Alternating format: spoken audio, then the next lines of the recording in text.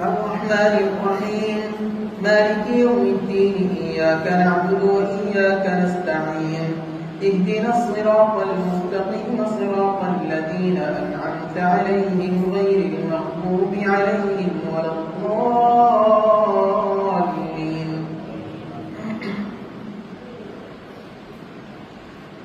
يوم ندعو كل أناس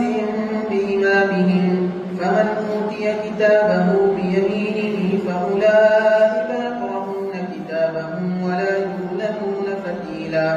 ومن كان في هذه أعمى فهو في الآخرة أعمى وأضل سبيلا وإن كانوا ليفتنونك عن الذي أوحينا إليك لتفتري علينا غيره وإذا لاتخذوك خليلا ولولا أن ثبتناك لقد كدت تركن إليهم شيئا قليلا إذا لأذقناك ضعف الحياة وضعف الممات ثم لا تجد لك علينا نصيرا وإن كانوا ليستفزونك من الأرض ليخرجوك منها وإذا لا يلبثون خلافك إلا قليلا سنة قد أرسلنا قبلك من رسلنا ولا تجد لسنتنا تحويلا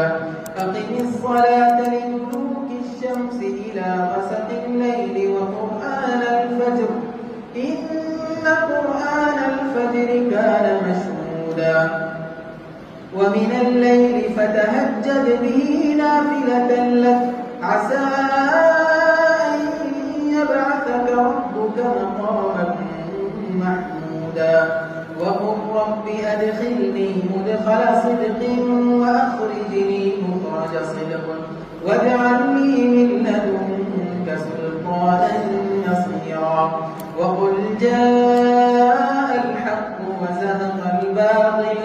إن الباطل كان زهوقا وننزل من القرآن ما هو شفاء ورحمة للمؤمنين ولا يزيد الظالمين إلا خسارا وإذا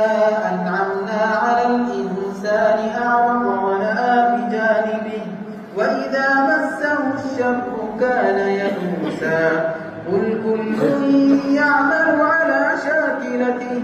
فربكم أعلم بمن هو أهدى سبيلا.